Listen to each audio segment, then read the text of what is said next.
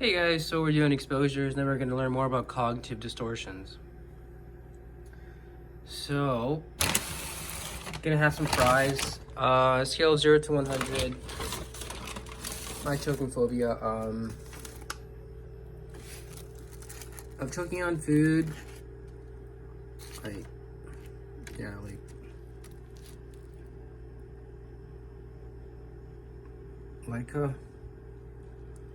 in terms of like abnormal choking on food, I'm gonna go with like a 0. I still have this normal feeling like, oh, don't eat too much or you'll choke. It's not irrational though, so I'm gonna go with 0. Try to be mindful as possible.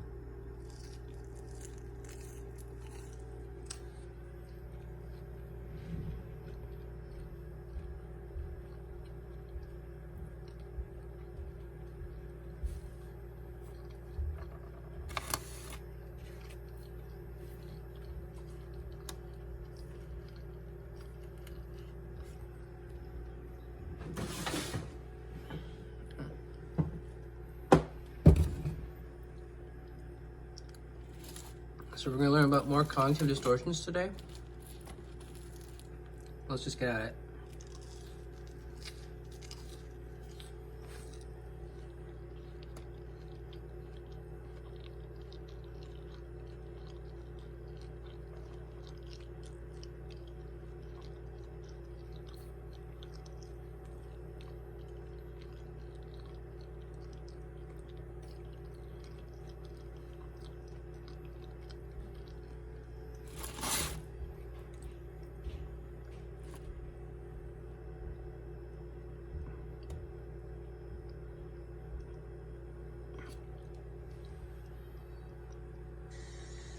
This is Dr. Grande. Welcome to my video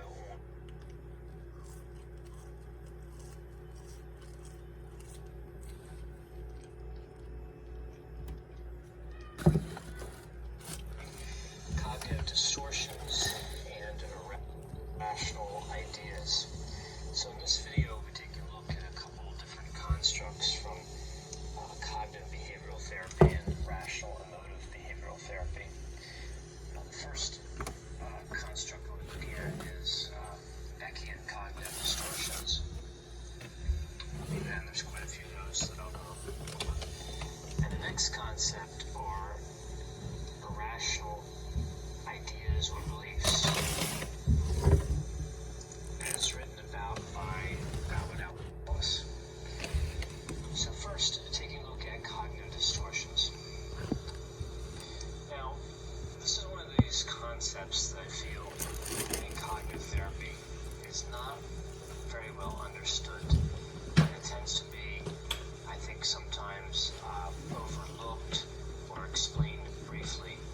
But it's actually a cornerstone of CBT. Cognitive distortions are consistent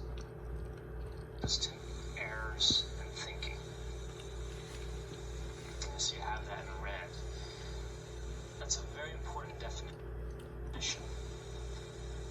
Consistent errors in thinking.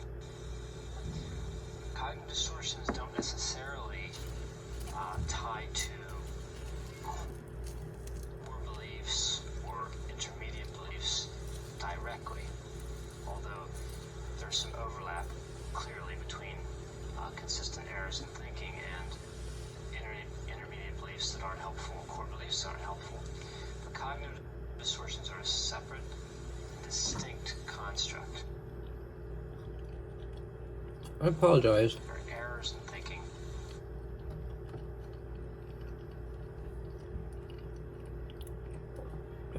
I'm getting some lag. It's very annoying. That a client who is suffering from symptoms consistently makes. So typically, if you have a client suffering from depression or anxiety, you will find several of these cognitive distortions apply in varying degrees to an individual. So let's take a look at the cognitive distortions, and then we'll take a look at the irrational ideas or beliefs. So the first cognitive distortion is all or nothing thinking, also known as black and white thinking, polarized thinking, dichotomous thinking. So this is when a client views a situation as belonging to one of two categories instead of resting somewhere on a continuum. So say you have a client who is worried about her skills as a mother. So she had all or nothing thinking. One possible way you could see that distortion in action would be if she kind of viewed herself as either a perfect mother or a terrible mother, but really didn't leave any room in between.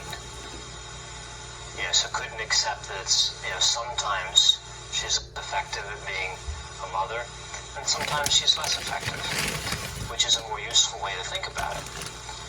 Whereas a riskier way, a way that leads to more symptoms, is the dichotomous thinking. The next distortion is catastrophizing. And this is a particularly popular cognitive distortion, also known as fortune telling. This is where a client predicts events in the future will turn out negatively without considering more likely outcomes that would probably be more positive. So really, catastrophizing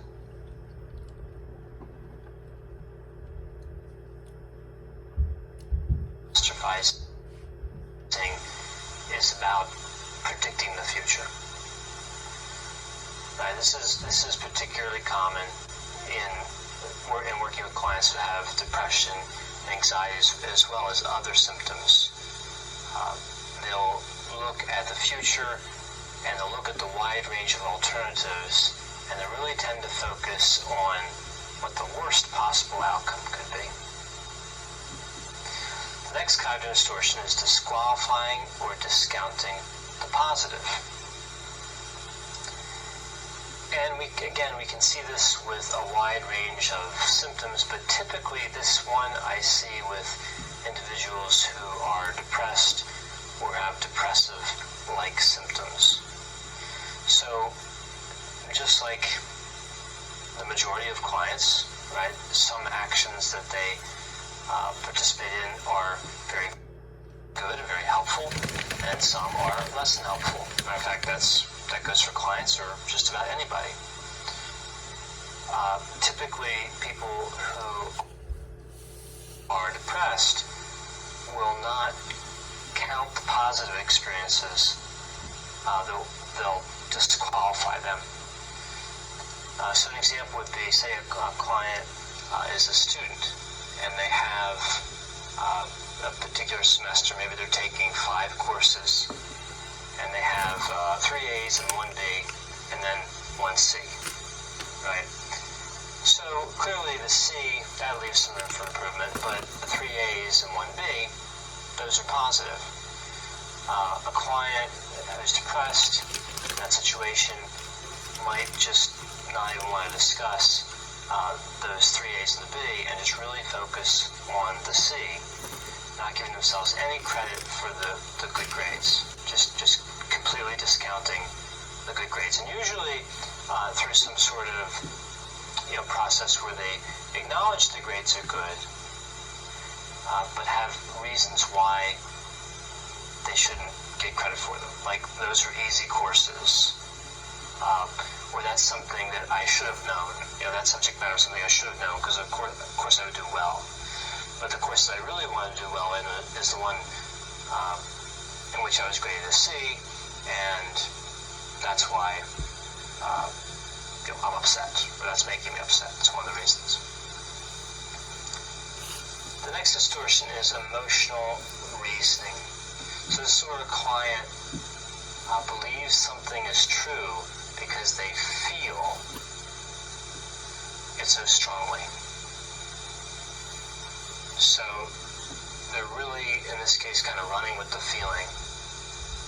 Again, they're ignoring or discounting any evidence that doesn't support that conclusion. Right? There's going to be evidence that doesn't support that conclusion, but they're not going to focus on that. They're going to look at how they feel. And what's interesting here is that's the way it's described, right? That something must be true because they feel, but really it's because they believe. So whenever you see emotional reasoning, this gives you a good opportunity to explain the difference between feeling and believing. Because with emotional reasoning, there's really a belief, a strong belief at work that the client is interpreting as a feeling. The next distortion is labeling. So labeling is where an individual assigns a label to themselves, others, or a situation. This label is rigid and global, and they don't consider evidence that might be more reasonable. So again, you can see a pattern here with a lot of these cognitive distortions is an unwillingness or inability to weigh evidence that would be positive or even be more likely to occur. So the danger with labeling, of course, is that this can become, once somebody, especially if they're labeling a person like themselves, like if they think of themselves as a loser, and they use that word loser, that becomes powerful in and of itself, just that label, just saying it. And typically, when you're treating a client who is labeling, you're going to hear that label many times. So that's going to be a term that's used over and over. Next distortion is magnification minimization. Okay, for people who are wondering what is magnification versus minimization, it's really easy. It's basically, magnification is kind of like, he's going to go over it. Magnification is when you magnify the negative things that you thought about and don't highlight the positive things. So it's kind of like discounting the positive. It's contrasted though with minimization. So there obviously is a difference between discounting the positive and magnification. And minimization, which is the opposite of magnification, is when you actually minimize the positives and you magnify the negatives. So he'll go over that. Both of them are basically you're selectively looking at things from your point of view with an inability to look at things differently. Usually things that are more positive. So this is when a client evaluates themselves or others or a situation in a manner where they unreasonably magnify the negative and or minimize positive aspects. This is also a relatively common cognitive distortion. And a lot of these are very similar to one another. This is similar to the discounting or disqualifying the positive. Matter of fact, the minimization component is really the same as that, except in the minimization, there's usually some acknowledgement of the positive. It's just minimized, whereas the disqualifying and discounting, I think, was different because... Sorry.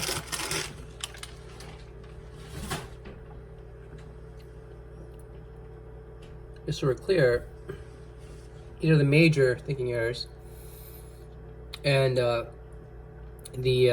one here, discounting the positive, is basically the same thing as minimization. So I just want to make that clear as well. He said the same thing, so just we're clear on that. It's just totally thrown out, right? So this distortion, the magnification minimization, works in two ways. It magnifies the negative, making it unreasonably large, right? And minimizes the positive. I can give you an example of magnifying the negative. I would magnify, I still do every day, the amount of danger associated with eating. Right, remember I said at the beginning of the video, I do still feel I could choke because that's a rational thought for someone to have when they eat. It would become a magnification of the negatives when it would become to the point where I couldn't eat, or it would become preoccupation. really small. Okay, so taking a look at some other cognitive distortions, the next one we have is the mental filter, also called selective abstraction.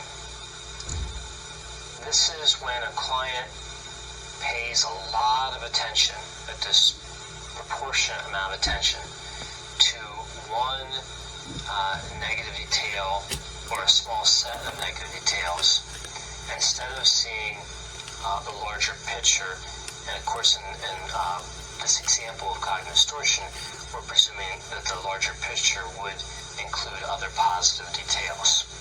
All right, so the distinction I'm trying to make here is this isn't picking a few negative details out of a situation that's entirely negative. This is finding negative details in a situation that has some negativity potentially, but also a lot of positive elements. Again, this is similar to other cognitive distortions we looked at, going back to this other slide, the disqualifying or discounting the positive. You see, they're all related. So there really is no point to go over them one at a time. Think of them like a family.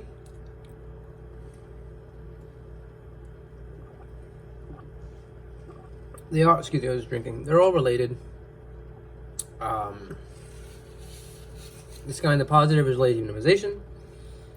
And I believe disqualifying is related to selective abstraction. So I'll keep playing on here. And the magnification, minimization are similar to the mental filter, in that the evaluation. Oh, I'm sorry. No. And mental filter is similar to magnification and minimization. It's not similar to disqualifying the positive. Disqualifying the positive is similar to minimization. Yeah, it's actually the same thing. Just so you guys know. The magnification, minimization are similar to the mental filter, in that the evaluation of negative and positive aspects are distorted.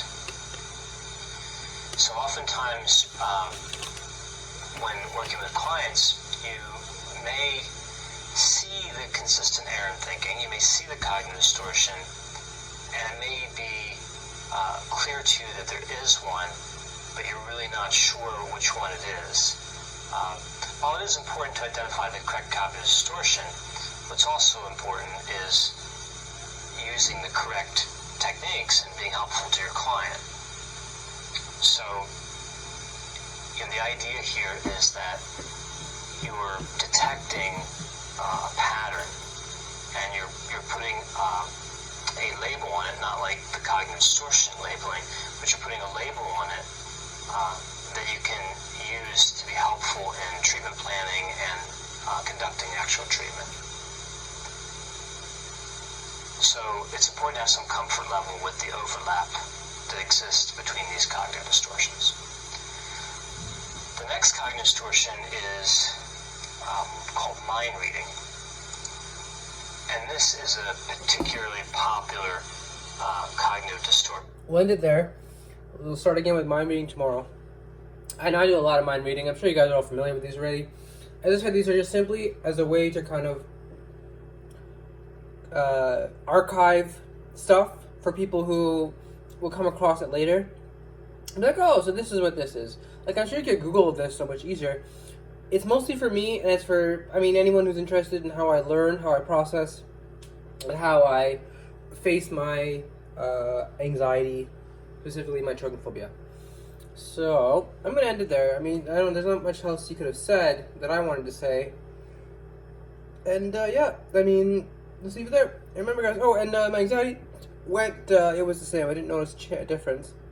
I'll take this pill here as well to deal with my swallowing phobia.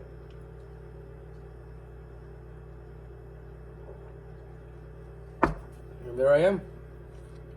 Alright, guys, stay with it.